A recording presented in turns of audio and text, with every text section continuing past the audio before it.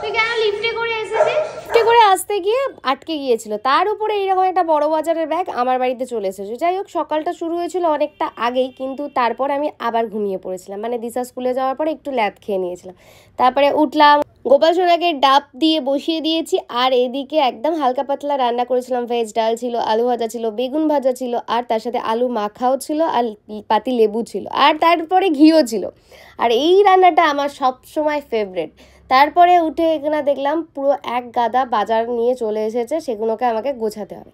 শুভজিৎকে কোনো কিছু যদি আমি আনতে বলি, ও ধরে বেঁধে সমস্ত জিনিস একসাথে নিয়ে চলে আসে। যাই হোক, সেই জিনিসগুলোই দেখছিলাম কি কি এনেছে, কি কি। উনি আবার একটা কাজে 10 বার যেতে পারেন না, মানে যে কোনো কাজ ও একবারই করবে, দ্বিতীয়বার না। সেটা মুদিখানা হোক, মানে এর বাজার হোক, যা কিছুই হোক না কেন, মানে আমার নিজের জিনিসপত্র তাই সব দুটো দুটো করে এনে দিয়েছে, যদিও এগুলো অনেকদিন এখন চলবে।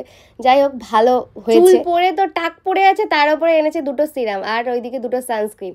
আর এইদিকে আমাকে অনেকেই বলছে আমি মোটা হয়ে যাচ্ছি। ভাই, এইরকম গাদা গাদা ঘি খেলে কে মোটা হবে? আগে তবু একটা কারণ ছিল বাইরের খাওয়া দাওয়া, এখন তো আমি টোটালি বাইরের খাওয়া দাওয়া অফ, মানে কিছুই বাইরে ধরতে গেলে খাই না।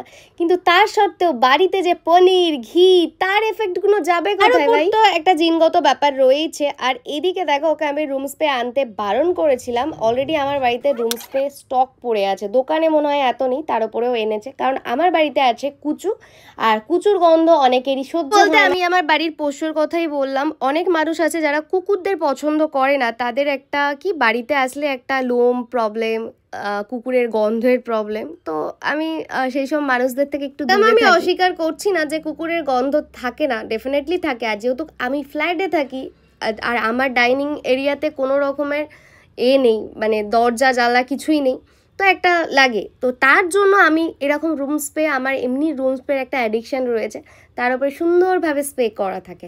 আর আমার মা বোন আসলে সবসময় বলে তোর বাড়িতে ঢুকলেই একটা ধূপের গন্ধ, একটা ধুনোর গন্ধ পাই। কিন্তু জানি না, যারা কুকুরদের অপছন্দ করে তাদেরই নাকে গন্ধটা লাগতেই পারে, তাতে আমার কোনো প্রবলেম নেই। না বাবা, পরীক্ষা পড়ো না, অন্যদিন না, আজকে ক্লাস নিয়ে যাবো, জিমন্যাস্টিক ক্লাসে।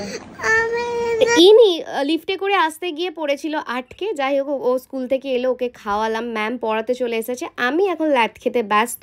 আর এইদিকে ওয়েদারটা কি সুন্দর, ঝলমল করে রোদ উঠছিল, আবার দেখি এরকম বৃষ্টি এসে যাওয়ার মতন অবস্থা। স্কুল থেকে এসে ওনার পড়াশোনা হয়ে গেছে, ওকে একটু ডাবটা দিয়ে দিলাম। আর এইদিকে তারপরে একটু বললাম একটু শো, কারণ আবার ম্যাম পড়াতে আসবে। আর এইদিকে বায়না, আমি নাচের ক্লাসে যাব, মানে ওর আজকে জিমন্যাস্টিক ক্লাস থাকে, তো যাবো বলে বায়না করছে। আমি বললাম না, কোনো যাওয়ার দরকারই নেই। আর সন্ধ্যাবেলা পড়াতে আসবে, সেই জন্য ওকে বললাম যে একটু পড়ো।